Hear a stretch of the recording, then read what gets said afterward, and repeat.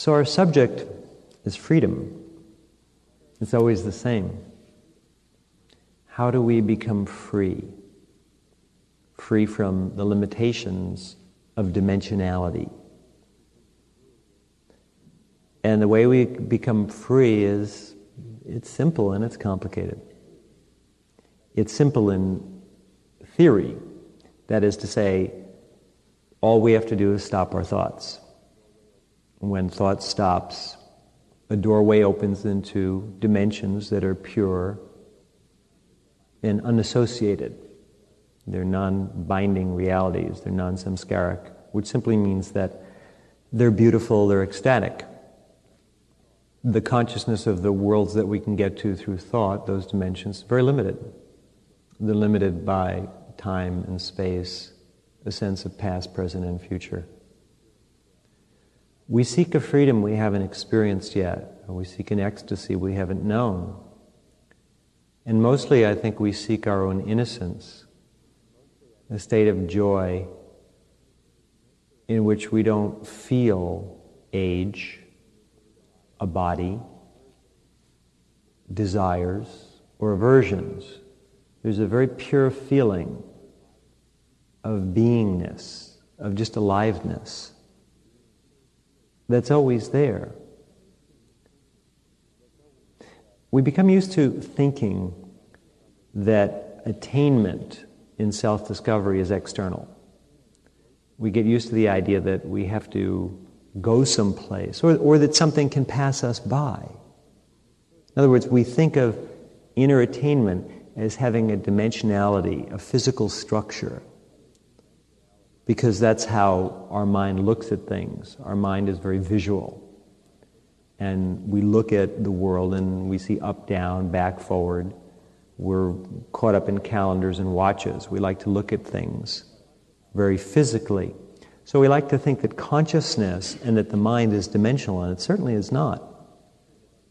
Dimensionality only exists because the mind can perceive life that way.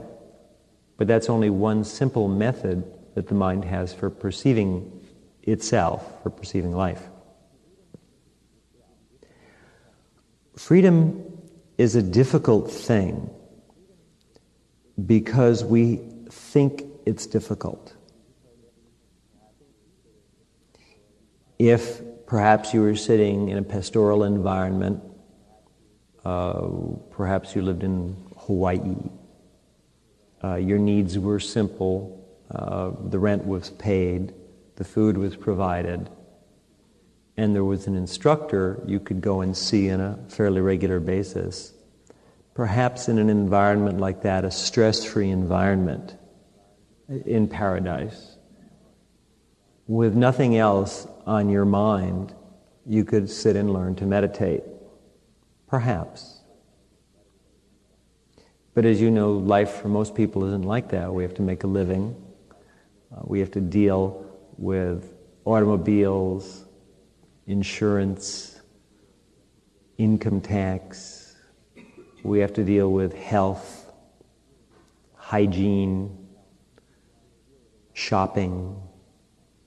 We have to deal with a lot of things, which is why a long time ago they invented the ashram, the spiritual household, where a certain amount of time was spent by each individual in maintaining a physical location,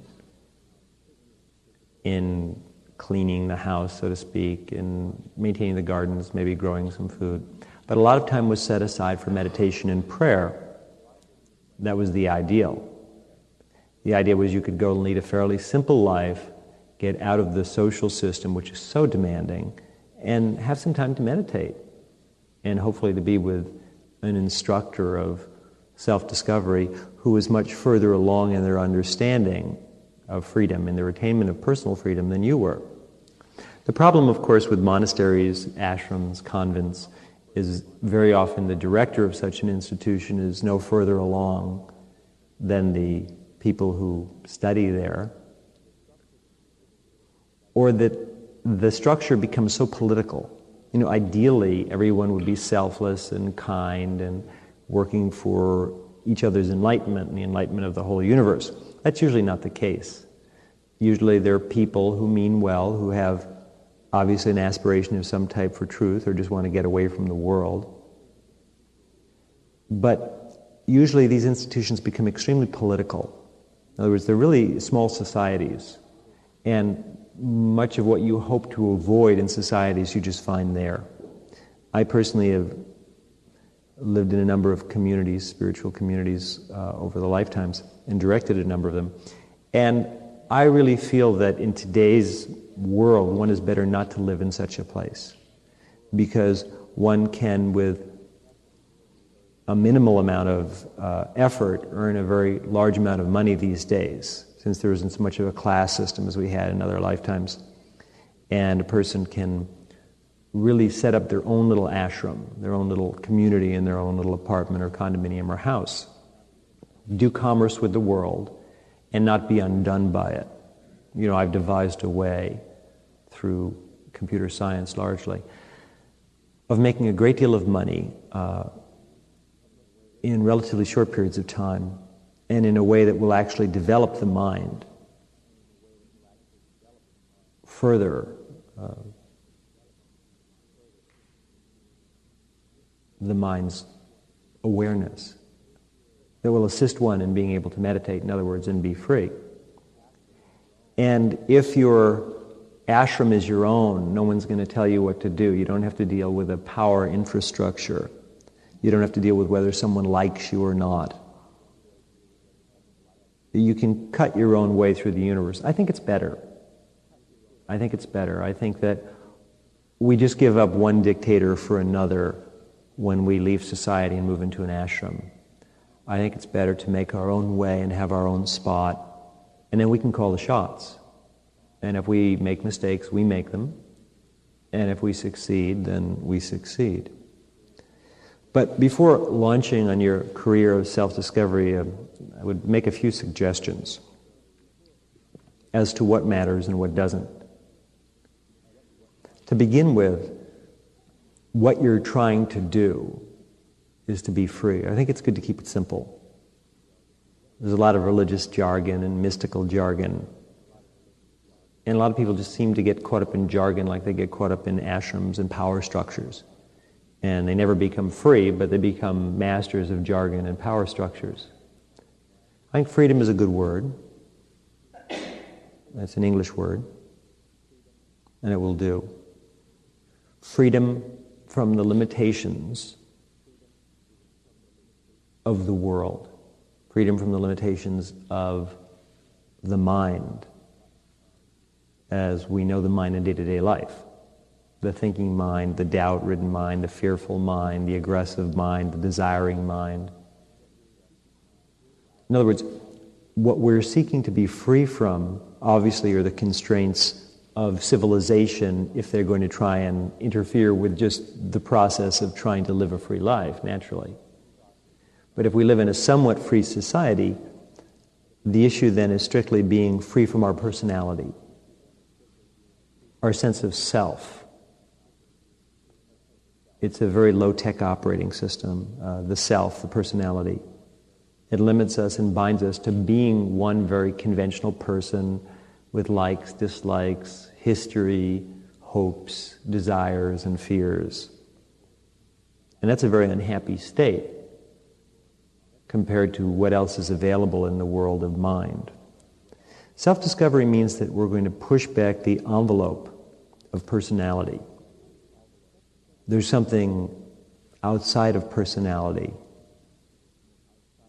There's a deeper, more complete self outside of personality. It's not a personal self, which is a little bit frightening to some people initially, because we become so used to who we are, even though we hate it, we're afraid to lose that. We're like the person who's made a little bit of money and they put it in a bank. They're afraid of investing it because they might lose it, but at the same time the inflation rate is greater than the interest rate. So little by little what they've saved is being lost, but they're afraid to take a chance and lose it. Self-discovery requires a bit of courage and a belief in a feeling I can't define it more than that for you, just to say that there's a feeling of ecstasy, of freedom, which is available to a person depending upon how gutsy they are, how patient they are, how hopeful they are, and how tough they are. You have to be very, very gutsy to look the world in the face, society in the face, families, power structures, and to walk away from all that. To decide that you're not going to fit in, nor are you going to try not to, but you're just going to follow the beat of a different drummer, your own. That's pretty gutsy. Because everyone is applying pressure for everyone else to conform. I mean, if you think about it, the constraints that humankind has set upon itself, what they've agreed upon as acceptable, is so narrow, is so rigid. You know, if you just don't wear your clothes one day, they'll lock you up. No, that's pretty rigid. That's a pretty simple action. In other words, everything's been so defined that it doesn't really leave one a lot of room to move.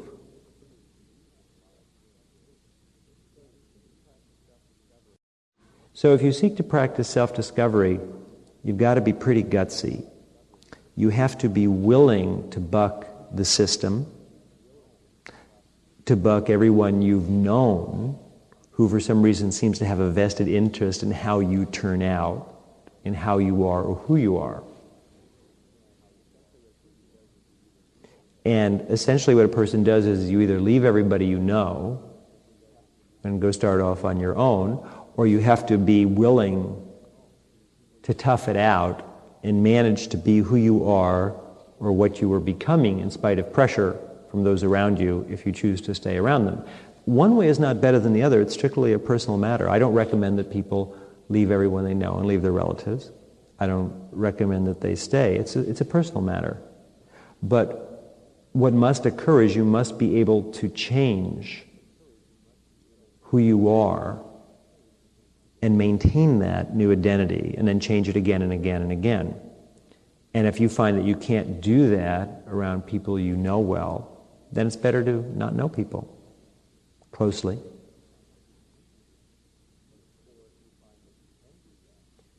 Or if you find that you can do that and you enjoy the people around you, and you're strong enough not to allow what they say and what they don't say to influence you, then that's fine too. It doesn't really matter. It's a personal thing. But you've got to be pretty gutsy, because the party line is pretty heavy on the planet Earth. Always has been. And it gets heavier. Every 50 years or so, it gets heavier. As education has advanced us, it's also defined us more. There's very little room to move, as I said, in the structures of the human system.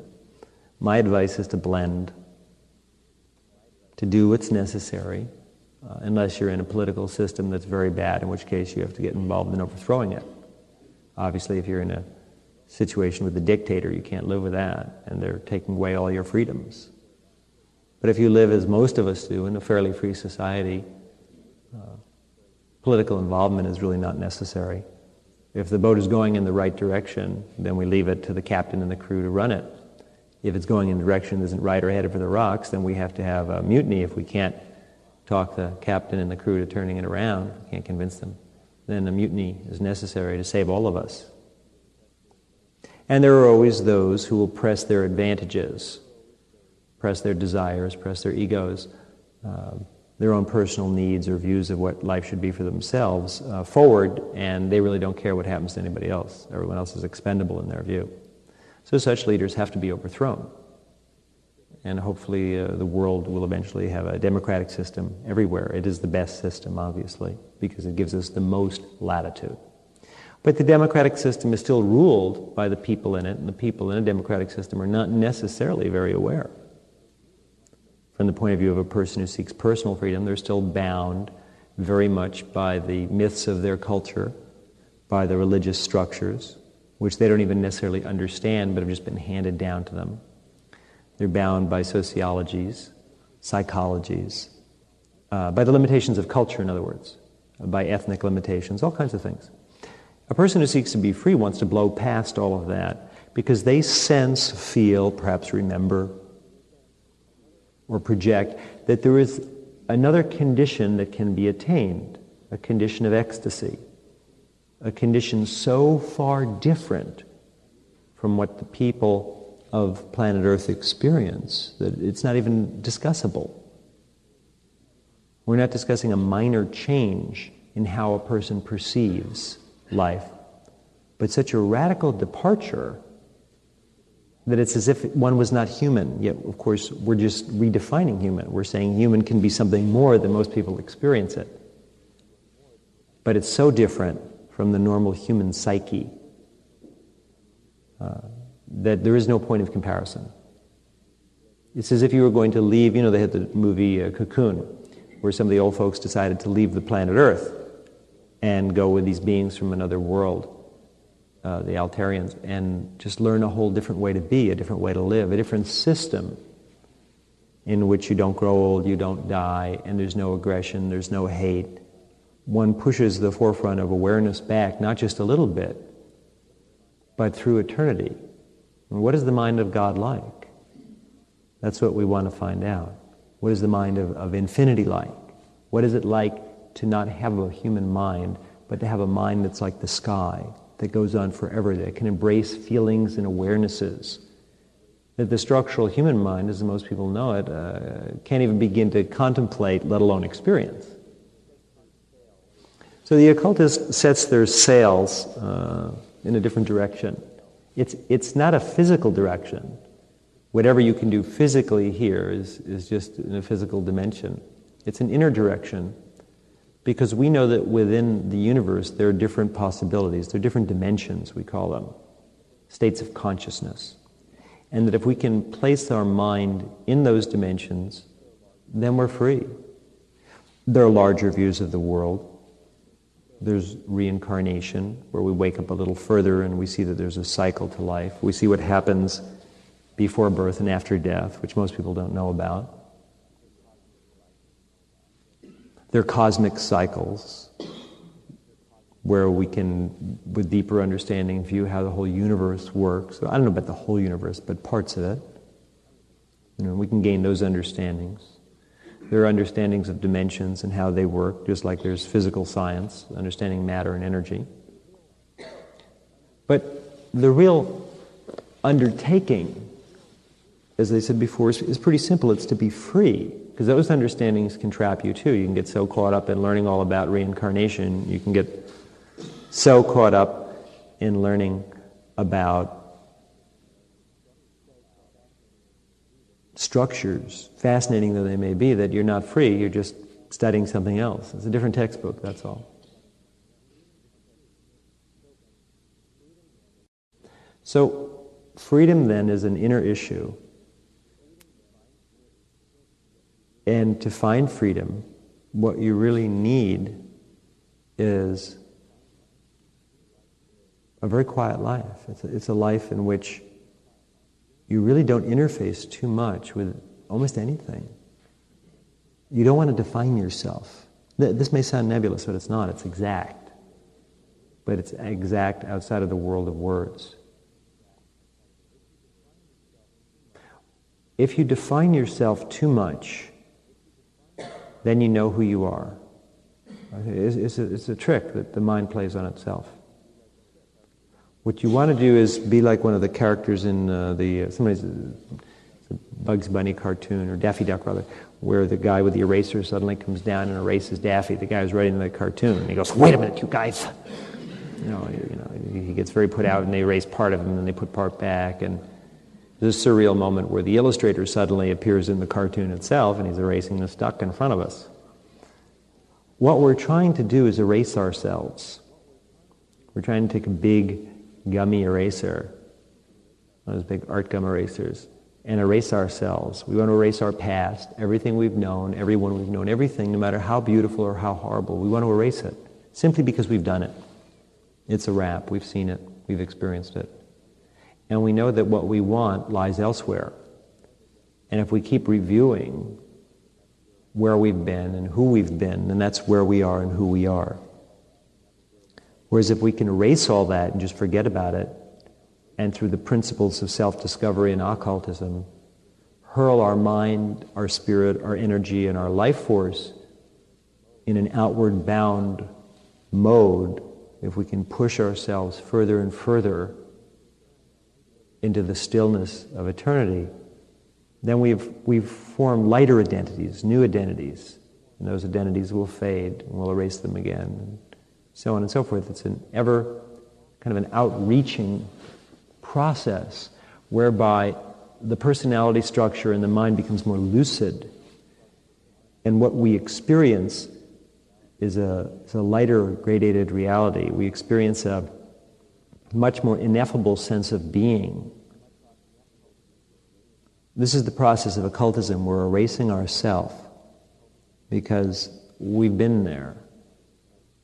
And then we reformat ourself into a much lighter, brighter, happier, deeper, more conscious being. And then after we've explored the limitations of that particular new form, we blow it away and we do it again. We're continually reaching towards infinity. Infinity is not out there. We always like to think of it as external. It's not in there. It just is. And we want to get to know infinity because we don't feel it's intrinsically frightening what's on the other side of life. Since we are life, since we exist, we don't feel that this process is bad or evil or fearful. We've come out of nowhere and here we are. Is there something wrong with that? Is there something to fear? Is there something to be afraid of? We're going to die. Why should one be afraid of death? In other words, life has made you who you are. You must trust that life will make you, unmake you, change you, shift you around. What's to fear? Why don't you trust the very thing that you are that has created you and all of what you experience? Why are you so afraid? Of what? Of dying? Of living? Of pain? Of pleasure? There's nothing to be afraid of. There's only life and it goes on forever. Fear is personal. It's inside your mind. It's an emotion. You can push it aside and never be afraid of anything. Life is just a series of experiences that the mind touches. The mind is unmodified by them, unless it consciously adheres to them. If your mind consciously adheres to experiences, then you will remember them. Then they become a part of your inventory. Then you identify with them. But by itself, life is just itself. It's forever. It'll always be, and it always has been, and it will never stop. And you're part of that, and you can't divorce yourself from it, because that's how it is. You and I are both life. And our bodies will pass away. Between now and then, there's just the experience of every moment. We like to call it moments. There isn't really such a thing. There's just isness. There's just eternity. And those moments can be in more limited states or less limited states or beyond states. It just depends what you want, and if you like limitation, then you'll stay in limited states. If you like less limited states, then you'll find out how to get to those. If you don't want any limitations at all, then you'll learn how to go beyond all states of mind. It's there to do. You can do whatever you want, don't you understand? There's no real mystery to self-discovery. It's just that most people are so basically unconscious all the time, even those who practice it, that they never sit down and think, well, God, I could do anything. I could become enlightened if that's what I want to do. I could get married and have a lot of kids if that's what I want to do. I could become rich if that's what I want to do. The only thing you can't do is become younger. Can't do that, not to your next life, and that's inevitable. But you can push back from the body consciousness and see your spirit, which is eternal, which never grows old or grows young or does anything. Just watches everything from somewhere inside us.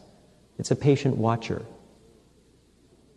It just observes everything you're going through. All your desires, all the little dramas, all the fears, the anxieties, the hopes, the pain, the difficulty, the depression, that's just your own mind, man. It's just your own mind. It's all inside your own head, this magic theater that you call life. It's just inside your mind. Nobody else has exactly the same scene going on, the same drama. And you get so caught up in it. You get so caught up in the little dramas. It's fun to go to a supermarket or a park or someplace or a shopping mall where human beings convene, where they do commerce. And it's fun to watch these beings.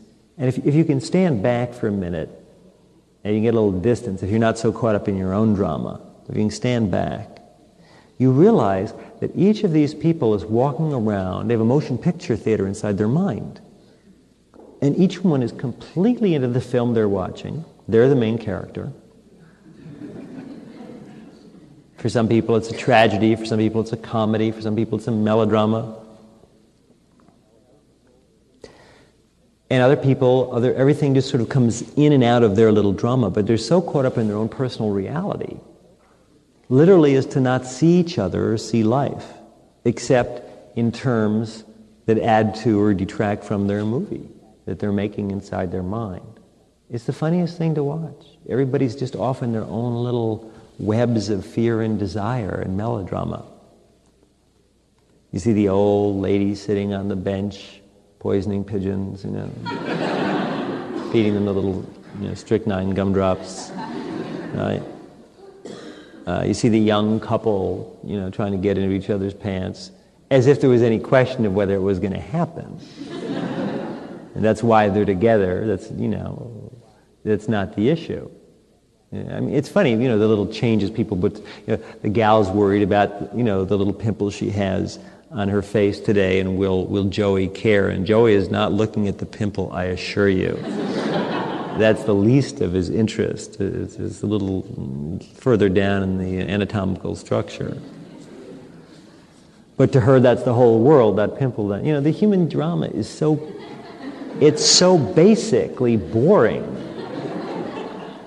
I mean, it lacks much depth at all. Philosophers are no different. They're all caught up in their philosophies. That's their house of cards.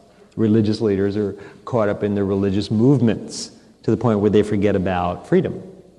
They get so busy making sure that everybody else gets free, and they get so frustrated in their religious movement and what happens and what doesn't. Everybody's got their drama going except the advanced occultist, who just looks at it all and kind of laughs and keeps becoming more and more free, very quietly gliding through different dimensional planes, doing the little bits of homework each day that allow one to work through the samskaras and through the karmas, and gradually just becoming more and more free, because they like that. It's not a better condition, it's just more real. I mean, as an occultist, as you view the people of the world, they're just like watching 5-year-olds all playing.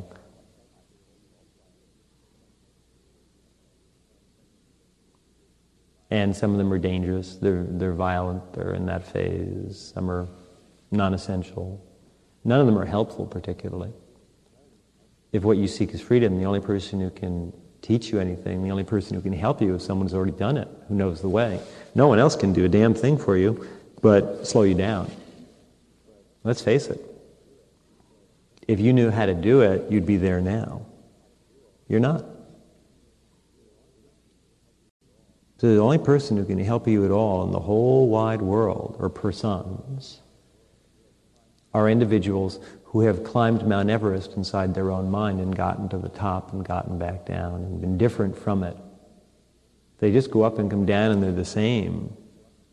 You can go into samadhi, but after you come out of samadhi, if you're still the same old creep, then what good was it? Then it's just a rush. It's just a brief journey into infinity, but then you come back, and if you haven't changed, if your view of life is not better, if there's not less self, if you're not more free, what good did samadhi? You can go to India and see gurus who go into samadhi. And they really do. They can stop thought for half an hour, 40 minutes. But then when they come out of samadhi, they're nasty. They're egocentric. Yes, they're really going into samadhi. When you're with them, you can feel a lot of energy. But then they're not very nice to the people around them, only when others are watching. They don't really have a deep regard or understanding of what life is. It's just a little trick they can do, one-trick pony, you know.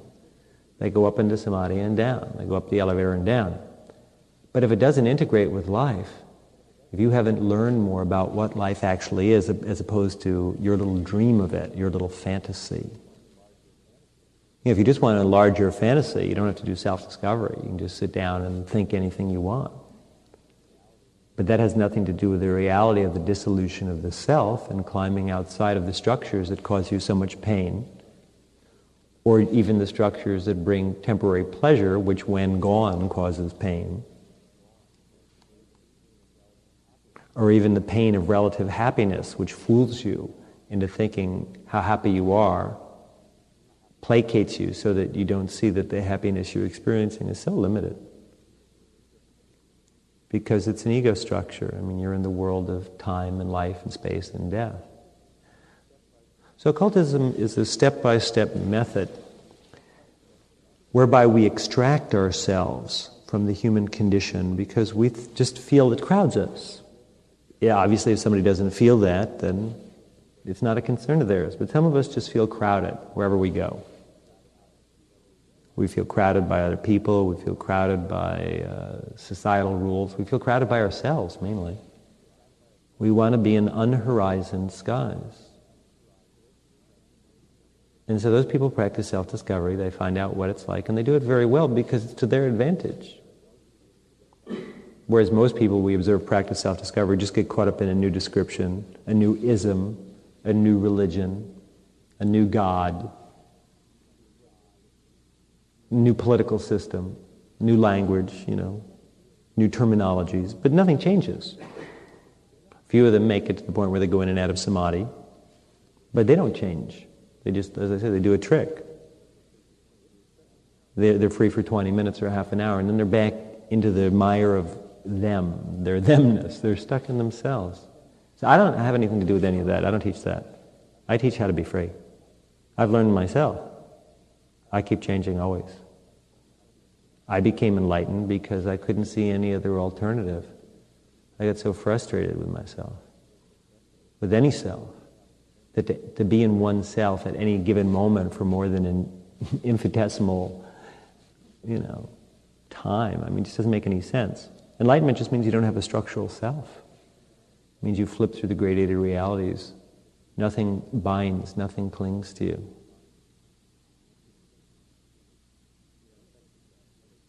You're unaffected by everything.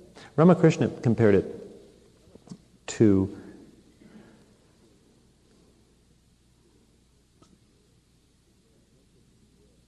air. When smoke gets in the air, the smoke will pass through the air and it won't stay there. The air is unaffected. Clouds up and then it goes away. Whereas if smoke passes through a building, it gets all over it and it gets sooty and it stays there. So an enlightened person simply doesn't have a structure. They'll experience the desires, they may experience whatever is in the universe, but it doesn't stick to them. It doesn't form a new personality structure. They're non-karmic. Since there's no structural self, there's no sense of history, there's no karma, there's no cause and effect chain. It's a metaphysical principle, but it's true. Whereas a person who has a structure, they have a seed, a core structure within themselves, well, things affix to you, pasts, futures. Enlightenment just means you're always free to roam through all states of mind, all states of infinity. You've just reached a more pure awareness, which is the mind of God. The mind of God is very pure. Sometimes. There are other parts of it that are very bound up. It's infinity, the mind of God. All states, all possible conditions are there, are apprehensible. And there are things, of course, that there are no words for, most of it. We sit here on the oasis of human consciousness in the verbal plane, trying to talk about something that we have to just go and see and do and feel and show and tell, touch, infinity in its different parts and forms. People come to self-discovery for all kinds of reasons, and whatever you come to will be fulfilled. But hardly anybody seems to come to be free. So whatever dream you have, I'm sure it'll come true. You practice meditation, if you get involved with the occult principles, it makes you very powerful. Gives you the power to fulfill your desires sooner. And you'll do that, I'm sure.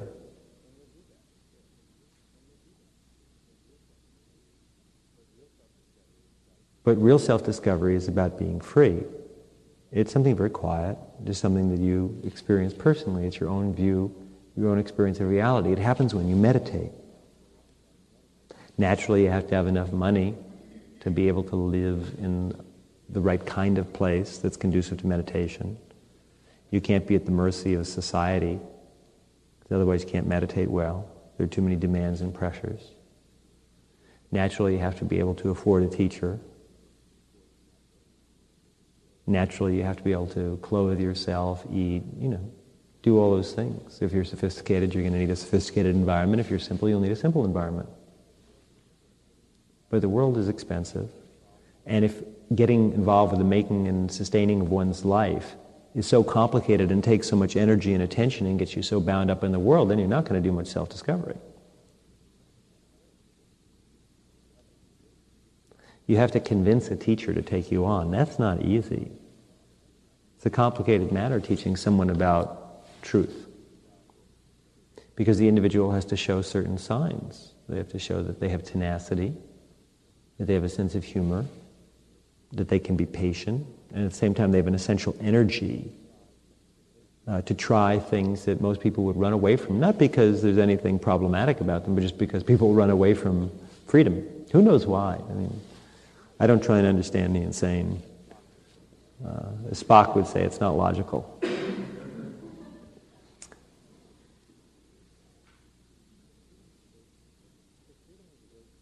So freedom is a very simple matter. Yet, boy, what we have to go through to do it. We have to unwrap the self. We have to unwrap the illusions. We have to stop making the movie we're making. Get off the set. And go someplace else, to another condition inside our mind. Where is it? How do you get there? How do you do all that? What makes it happen? Words like meditation, karma, samskaras. These are just words. As I said, you can get into the jargon, you can speak it. But that doesn't mean you'll be any more free. You can just get stuck in that. No, it's the riddle of self. What is self? Self is the mind viewing itself. That's all. If the mind stops viewing itself and turns towards infinity, there is no self. There's only infinity. Whatever we view is what is. So if the mind enjoys viewing itself, if you like looking in the mirror, mirror, mirror on the wall, which is the fairest self of all, then you'll see whatever you'd like to see.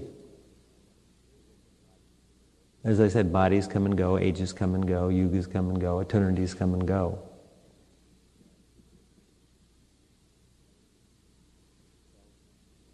Selves come and go. And as long as we remain self-reflective and keep looking at who and what we are, as long as we keep our analysis that way, then there's no freedom. We're just trying clothes on in front of a mirror and admiring them. We get tired of one, we put on another. But we remain the same. So it's when the mind is no longer self-reflective and instead it turns towards infinity.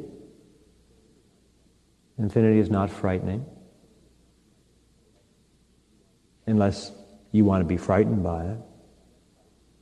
You can't die. Bodies come and go, but your spirit's eternal. You're the stuff that life is. Can't be created or destroyed. Just changes form.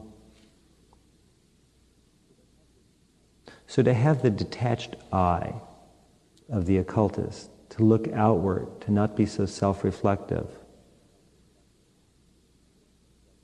and to learn to step through the various viewpoints of consciousness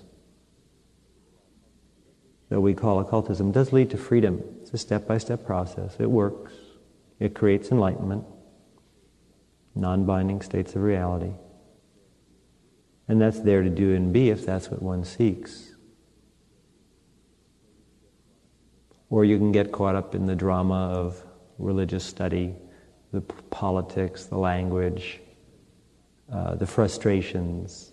You can get mad at yourself when you didn't turn out how you thought you were, when you failed to complete the list of tasks you set up for yourself. The tasks don't matter. All that really matters is, are you more free than you were? Is that what you want to do? Why frustrate yourself with trying to be free if it really doesn't matter to you? Then you should just dream whatever dream comes along and enjoy it. Know that it'll have its limitations, that it'll end as all dreams do. That's not necessarily sad unless you like to be sad for a while. Then a new dream will come along.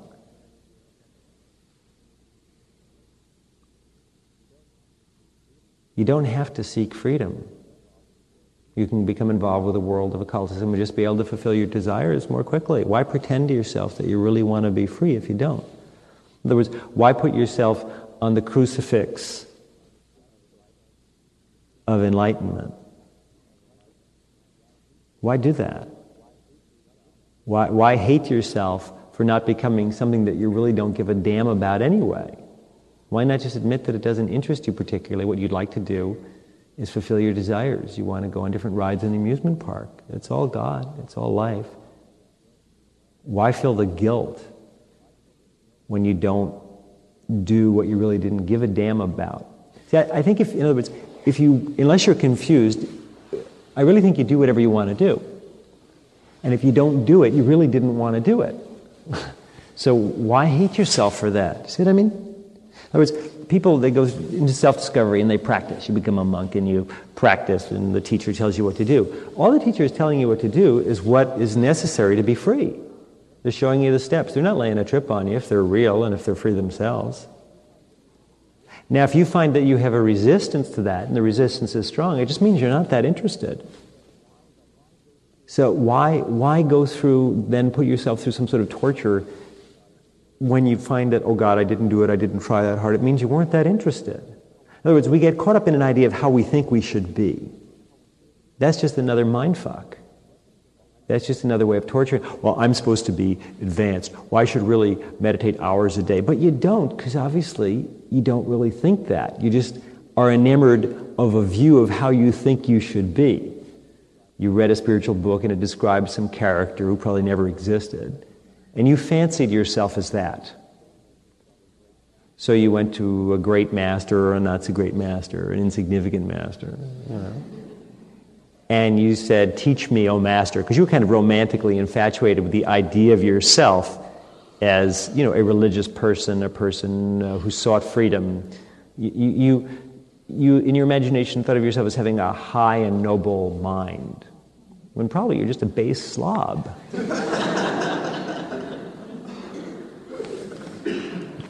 And so you get so caught up in the drama of it, you will go to any extreme to fulfill something that you don't really even care about.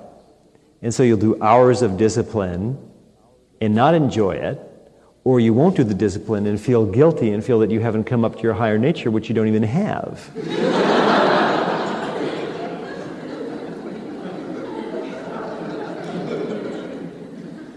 In other words, if one is truly inspired to seek enlightenment, there is no sense of hardship in the practice. Let me do that again, because you sneezed so you couldn't hear it. If one is truly inspired to become enlightened, there is no sense of hardship in the practice. If you feel a sense of that it's very hard and very difficult, then you're not really inspired to be enlightened. Then you're just kidding yourself about enlightenment.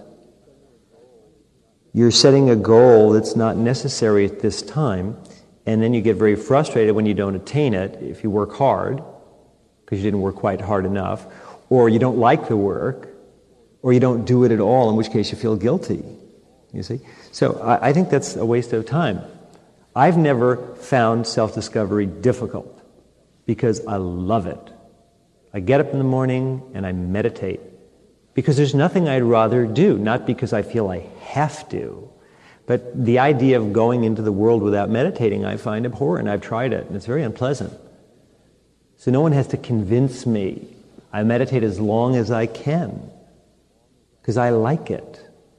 I like the difficulty of the practice. I find it challenging. I always have. I enjoy stopping thought for sustained periods of time because it's really hard, but I just like that feeling. I like the hardness of it. That's a normal, natural feeling when you're practicing a discipline that you enjoy. If you enjoy martial arts, you don't have to drag yourself down there. You just are drawn when you get down there. If it's a hard workout, even though it's hard, you like it. Because your spirit obviously wants to do that. I think we spend a lot of time hating ourselves over things that we really don't give a damn about because we have some stupid view of ourselves in which we see ourselves as someone who we are not at this time, who we do not need to be at this time. You can enter into the world of meditation and touch it lightly and just enter in a few different states of mind, gain a few powers, and have some fun. Why set yourself up as a serious religious aspirant if you're not? If you are, it'll come naturally. In the meantime, enjoy it at any level that you can. Unpressurize it for yourself.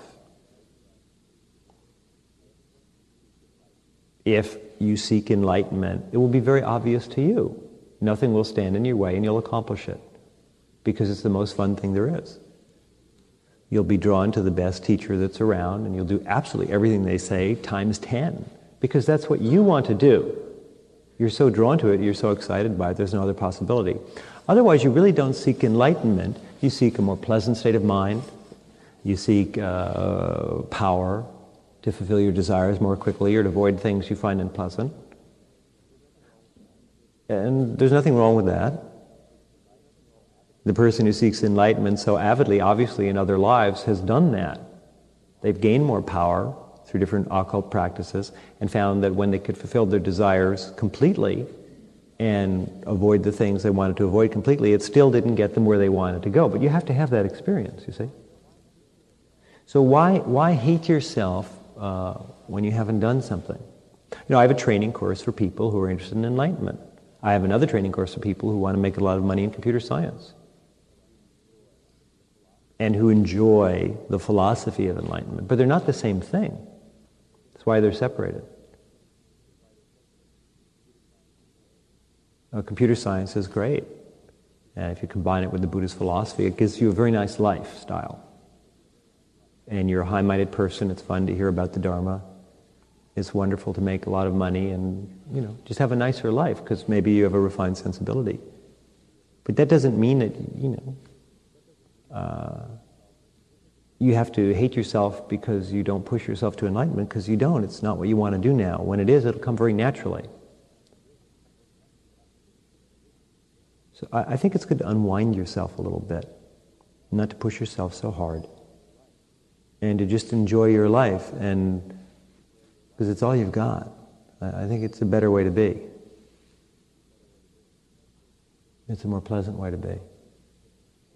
Because self-hate doesn't create enlightenment. It just causes you to not enjoy the current moment.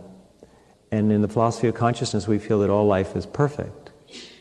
All life is ecstasy, all life is infinite, and that there isn't anything that's problematic, ultimately, in the ultimate picture of things. I think there's more peace in that. This is the study of peace. If you hate yourself because you're not becoming something you really don't want to be, but you're just sort of enamored of the idea, then you don't have much to do with self-discovery, if you see what I mean. That doesn't mean you shouldn't meditate at all. That doesn't mean you shouldn't practice. That doesn't mean you shouldn't see a teacher if it adds something to your life. Why not? But I'm saying, don't feel that you have to be a black belt if you just like to work out once a week. Why? Why go through that? Why compare yourself to people who are very inspired? Very few people on planet Earth seek enlightenment. Otherwise, we'd have a lot of enlightened people. It's not that hard to do if that's what you want. It's impossible to do if that's what you think you want, but you really don't. It's just frustrating then. So I would suggest that if you're a person who just is interested in consciousness, if you find some of those different states of mind more fun than the ones you were in before, then dabble. If you like seeing a teacher, see a teacher. Do what you want to do. But don't hate yourself for not being someone who it's not time to be yet. It's like someone in 5th grade hating themselves because they're not getting a PhD yet. And it's sort of pointless. They'll get there. The time, it'll happen. It's inevitable. But you may have thousands of lives to go through between now and then before you're a real hardcore seeker of enlightenment. Hardcore meaning that you just love it. There's nothing else that matters. There's nothing else that you'd rather do. If you find yourself resisting anything, it just means you don't want to do it. Now, teachers are different. You know, I'm an easygoing teacher, as you know. I have very few requirements. No, I do. I have very few requirements. Some teachers have endless requirements. But I don't have that many. Just a few. You have to, if you're an intermediate level student, if you become a monk naturally, you have to meditate for required periods of time each day.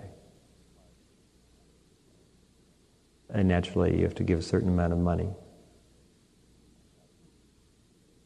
which I use to sustain myself and spread the Dharma, and get involved with projects I get a kick out of, essentially.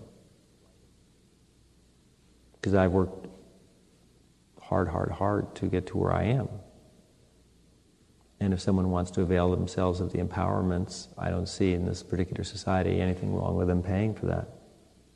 They pay for everything else, and it doesn't give them much satisfaction. Why not pay for empowerments? They can do more with one empowerment than all the things they can buy in all the years of their life. Let's face it. It's simpler that way. In other words, I've set up a system whereby you do not have to be a strict ascetic in order to study enlightenment. Normally, the qualifications to study enlightenment with someone who's actually enlightened are very, very stringent. I mean, it's rigorous, very rigorous. But I don't see why that should be. I've taught in monasteries where it's been very rigorous, and very few of the monks were ever admitted into an actual program where they got very close to an enlightened teacher. But I don't see that that's necessary. In other words, I don't see why this has to be the experience of some of the things that you study in intermediate enlightenment have to be limited to people who are just totally gung-ho. If I thought that, none of you would be in the room tonight. Not one.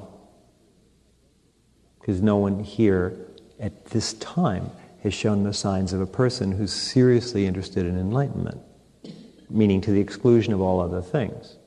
To my eye, if you think that that's the case with you, then I suggest that you go compare yourself someday to someone who really is eagerly seeking enlightenment, and I think you'll find that you're not in that position at this time. I have not in this lifetime yet met one person who earnestly seeks enlightenment in the West. Not one person. I've met some people who in their own mental melodrama are very convinced that that's the case, but that's because they have the illusions of wanting to be that person. They think if they were that kind of a person, they would be happier, or they fancy themselves that way. But I have not yet ever met someone who came to me in the 20 years I've been teaching meditation, and the hundreds of thousands of people who I have seen in meditations in California and all over America and in Europe. I've not met one person who's ever said, please show me how to become enlightened, and who really meant that in a happy way, and then would go through whatever is there without any resistance. I mean, they want to do it really badly. I've had a lot of people say that to me, but then you say, oh great, well now, okay, you want to build a house, this is how, and you tell them what to do, and then suddenly they hate you, they're angry that you told them they had to do these things. Well, that means that the person really didn't feel that way. They were just enamored with the idea. They didn't think you were going to take them seriously, maybe. Maybe they didn't think you really knew how. So they just thought it's kind of like California bullshit talk, right? Where you just say to somebody, oh yeah, like let's do enlightenment. Like, let's go visit the teacher. And it's sort of what you're supposed to say is, oh, like, really, like, hi, teacher, how are you? Please, like, show me how to be enlightened. And, the teacher doesn't take you seriously. They just, say, you have a good day today, and say the mantra, and, call me in 5 incarnations. But if you actually take somebody, I always believe people. So if somebody says to me, I want to be enlightened, I believe them immediately. It wasn't until after living in California for many years that I realized that you don't believe what anybody says ever. Whatever they say, they're just making a movie. It's just a part they're playing, and they don't really believe the lines. They just like the way they sound. They like the image they portray. So now when someone says to me, I want to be enlightened, I immediately take a vacation, because I know that the person isn't serious. I've never met anybody who's serious about enlightenment. I've met many people who like to be in empowered states, and when they meditate with me, if I place them in an empowered state by projecting the Kundalini and different lines of energy, they enjoy that. Well, sure, who wouldn't? I know people who just like hearing the Dharma. They enjoy an elevated state of mind where they hear higher teachings taught. And that's a nice way to be. I know people who like making a lot of money, who like leading a different kind of life, who like getting away from a lot of the clutter of day-to-day life and enjoy varying states of mind. But I've never met anybody who seriously wants to be enlightened. Not yet. So I think it's important to recognize, to feel good about the fact that you don't have that driving necessity. You might have it for a half an hour once in a while. No, really, I mean, for that half an hour, that's all that exists, and you want to blow away everything else in your life. That's a touch of it. Someday, maybe you'll feel like that all the time. But what I'm suggesting is when you do feel that way, it's very natural, it's very normal, it's entirely healthy, and there's no sense of having to become someone you don't want to be. There's no sense of having to go through disciplines. You don't think of them as disciplines. It's just the next fun step to get you where you want to go. That's truly what it's like. And if you don't feel that way, then maybe what you should do is see yourself more realistically in a happy way and feel good about the fact that you like hearing people talk about things that are less mundane. You like meditating, you like empowerments. Great.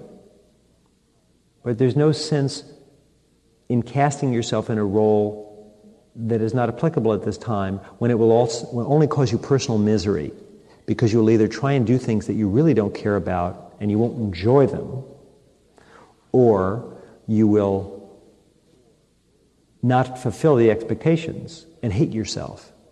You see what I mean? You're just setting yourself up for misery. Why not just take it at whatever level you choose?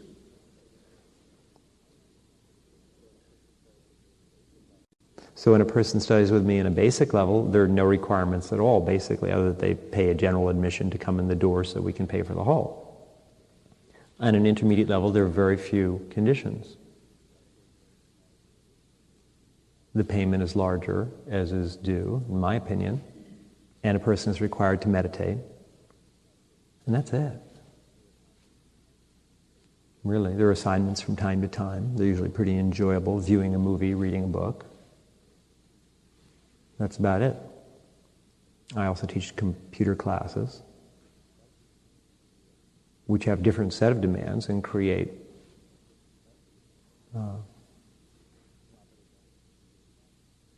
rapid advancement in computer science, which some people like. There are desert seminars, and there's a physical requirement for attending them, simply because the desert is a very rigorous place to go. So there are a number of ways just to demonstrate that you're very healthy, that you do yoga X times a week, or martial arts, or aerobics. But that's really about it. Now you can wind all that up very tightly, or you can go see Sai Baba and wind that up tightly, or any teacher. Or you can just see it as it is and unwind it a little bit, and maybe lower your expectations of yourself and find that you're a lot happier. Perhaps you're not the next Buddha. Perhaps you're not the Maitreya. Perhaps that's not your job in this incarnation. Perhaps you don't need to be that. Perhaps you don't have to fast and meditate for thousands of hours. Perhaps you have to enjoy life and learn about it through relationships, through careers, through whatever way that you find yourself going. Maybe what I'm trying to teach you is to enjoy yourself more and hate yourself less. maybe that would be a good thing to learn in this particular life. Because if we hate ourselves less, we tend to hate other people less too. If we don't have to get violent with ourselves and castigate ourselves and ostracize ourselves and excommunicate ourselves because we didn't live up to the standard we'd set down for ourselves, then maybe we don't have to do that with other people. Maybe that's your lesson in this life. And there are other teachers other than myself who teach different things. I have a particularly defined program for people who are involved with computer science and meditation. I put the two together because I enjoy that. Unless it's a very basic class, in which case I just teach meditation and recommend that a person investigate the world of computer science. But at an intermediate level, you can't separate the two. Because I enjoy that. And since I only do things that I enjoy, unless I can't help it, and I'm in a position to do that, that's why I do that.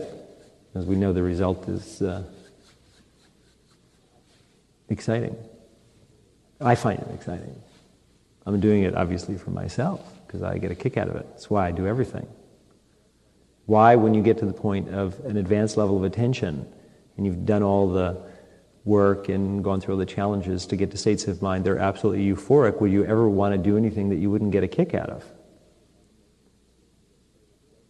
It wouldn't make any sense. In other words, you don't become enlightened to become an indentured servant to humanity. I realize that there's a thing called the bodhisattva ideal, and it's a very nice pinnacle of attention to get to the state of mind whereby you say that you will lead every life forever to liberate all others. I felt that way at times. It's a nice state of attention, but it's just another transient state of attention. And when you're in that state of attention, the right thing to do is say that, and you say it, and then you get sensible. No, it's a wonderful mood, but it's a very indulgent thought to feel that in some way you are an instrument of immortality which has to be around to liberate everybody. It's a very egotistical thought, ultimately. It's very binding to samsara like everything else. But it's a neat feeling to feel that way. Now, to really feel that way is wonderful. It's very genuine. But it's just another illusion. It's just another drama. That's the bodhisattva's drama that they're playing out in meditation hall after meditation hall with all those people who come to see them. They're in their own illusion. They're as equally wrapped as anyone else. Enlightenment is freedom. To have to liberate everybody doesn't sound very free to me. It sounds like a lot of work. You're going to go liberate people who maybe don't want to be liberated. See what I'm saying? I mean, you could really go through, you could set up the whole universe just to fulfill your fantasy. That hasn't anything to do with enlightenment. Enlightenment is a personal matter in which you erase the self till there's no self. And you do it for ecstasy. Why else would you do it? Because that's its nature. It can't be anything else. When all illusions vanish, there's only ecstasy. So someone who's reached that pointless point, so to speak, of infinite ecstasy is certainly not going to go do things that they don't enjoy, which includes teaching. I teach because I get a kick out of it. It's fun. It's a very fun, exciting, silly process. If I didn't enjoy it, I wouldn't do it. I don't do it because I feel that it's particularly noble. I can feel that way if I look at it from a certain point of view. But ultimately I do it because I enjoy it. And I set certain criteria because they're sensible in the teaching process, because what I do really works. I actually teach people how to become free and how to become enlightened. I know how, and I teach it. But I also teach people a lot of other things. Mostly I teach other things about how to enter into different states of mind, how to astral travel, how to become more successful, how to fulfill your desires. That's not unspiritual, that's quite spiritual. Spirituality means assisting a person in gaining a full view of reality. It doesn't mean taking people to some state we call enlightenment. You drag people to some state that they're not prepared for. That's not assisting them. That's causing misery. So are you trying to drag yourself to some state that you don't even know about? You just have a hypothetical idea of that you call enlightenment? And are you making yourself miserable in the process? Most people who practice meditation are. Most of the people I observe who meditate are much more, after they've meditated for a while, are more unhappy than anybody else. I've had people come into the meditation hall, new people, and they say, gee, I wouldn't want to study with you, Rama, because everybody here is so unhappy, obviously. And I would say, well, that's just part of the experience. That's because they're all trying to be enlightened and drag themselves to enlightenment, or hate themselves when they're not becoming what they should think. That isn't what I teach, that's just their own trip they're going through, and I just happen to be in the room. But each one is off in fantasy land, and I'm up here, enjoying myself teaching. But no one hears what I say, they just put it into their fantasy in any way that seems appropriate. So enlightenment is about freedom. But to be free sometimes we have to first be ourselves and learn about ourselves and experience different sides of ourselves. You can't push away who you are. It has to dissolve. It's like Speedy Alka-Seltzer. Take the little tablet and flip it in the water. There's a lot of bubbles and there's no tablet. No ugly residue. That's what enlightenment is. It's evanescent. It just, you go away. And it's kind of fun. There's a lot of bubbles and you're gone. But you can't do that till you've experienced all the different sides of yourself. So in the tantric process, we accelerate that. We enable you to experience all the different sides of yourself much sooner than you had thought possible. So if you want to be evil, we'll show you how to be real evil for a while, because we'll amp you up. If you think there's other powers and forces and you want to go to other dimensions and live out fantasies there, go ahead. We'll enable you to. Okay? Whatever you want to do, we can teach you how to get the power to go do it. Because I guess you have to work through that drama for a while. So don't hate yourself for that. But we do have general guidelines that we suggest that you employ as you progress through infinity so as not to create too much pain for yourself or others. Simply because if you create too much pain for other people, sooner or later they're going to blow you away. People don't like that. And we also teach you things that will enable you to avoid the snares of others who are wrapped up in their own little dreams, who would make you part of their dreams, thus abrogating your freedom. So we teach you how to avoid weird people and weird beings and weird forces and powers that seek to dominate you. But then what you do with all the power is pretty much up to you. So I said, all I require is that a person pay an admission, and if it's an intermediate level, that they meditate. If it's a computer science course, of course, that they do good computer science. And if they go on our desert journeys, that they, through any method they choose of 3 methods, indicate that they are in fact, in good shape to be able to go out into the desert when it's 20 degrees in the middle of the night and go on our desert journeys in the study of occultism. But other than that, that's about it. So I would unwind yourself a little bit. So we approach 1990, or whatever we're approaching, infinity. Why don't you take the time to enjoy yourself for a change? Why don't you like being you for a change? Just be different and don't hate yourself. And feel very good about all your different desires and all the things you different want, and why don't you go get them all and see what it's like. If you like studying meditation, great. If you like empowerments, great. I provide a tantric schoolhouse in infinity where you can come in and take from this whatever you choose and employ it in any way you want, and the worst thing that can happen is you might learn something about yourself and life. Naturally, if you use this power to annoy anybody else in the class, I have a problem, and you'll have to be asked to leave if you don't stop that, because that's against our rules.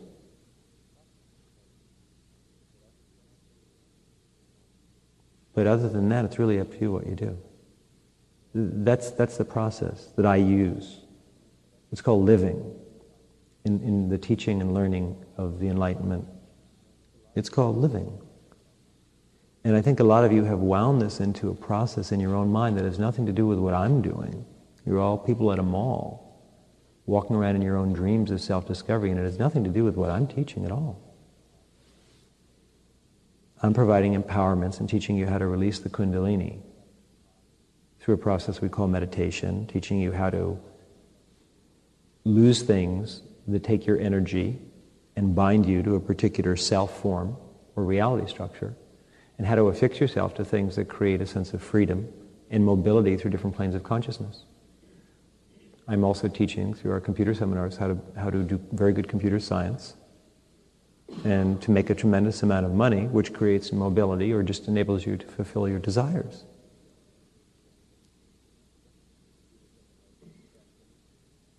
The computer seminars are expensive. The enlightened seminars are very inexpensive. They're nominal in our 1990 system.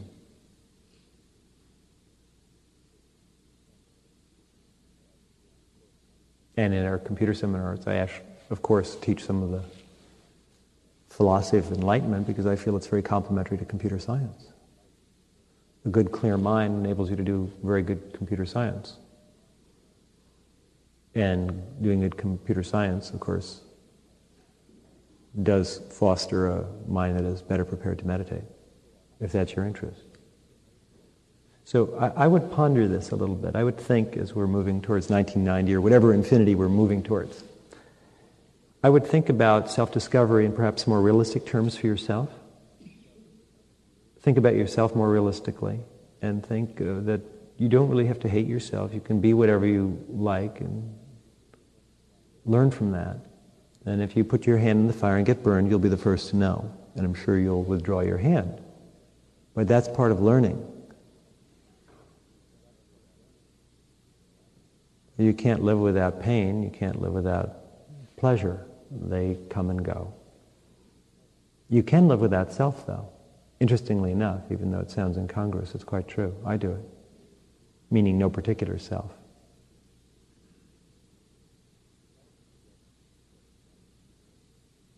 That's the study of enlightenment.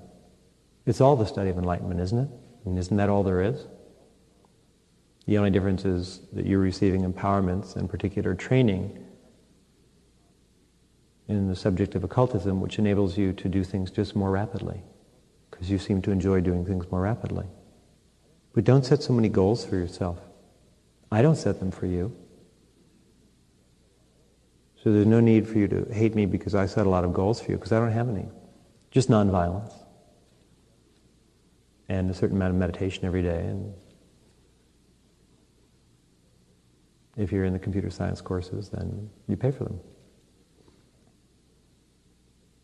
And if you attend our meditation seminars, there's a nominal charge just to cover the room. But it's strictly segmented that way. And the desert seminars, there's a charge for the desert seminars. But they're three entirely different things. On an intermediate level, there's 4-night computer seminars. For whomever I decide to allow to attend them, there's 2-night Buddhist seminars. And then, of course, whoever whom I decide to allow to attend desert seminars, they're desert seminars. But they're three completely distinct products.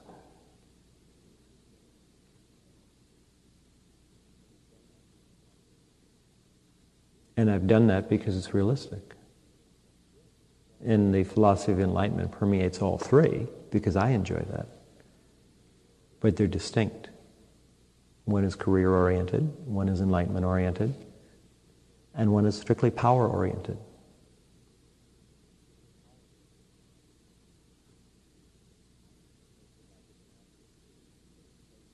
They provide different accesses for different places inside one's mind. Different experiences. They're like different rides at Disneyland.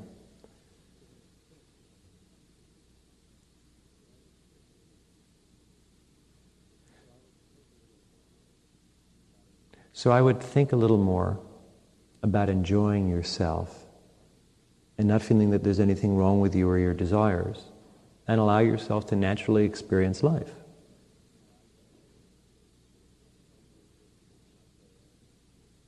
And if you're supposed to be the Maitreya, if you're going to be the next Buddha, then I'm sure you will be.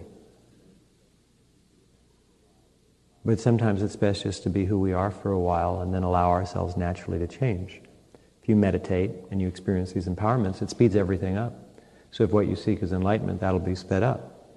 If what you have to go through are other dramas, that'll be sped up. There's no right or wrong in the study of enlightenment, there's only experience.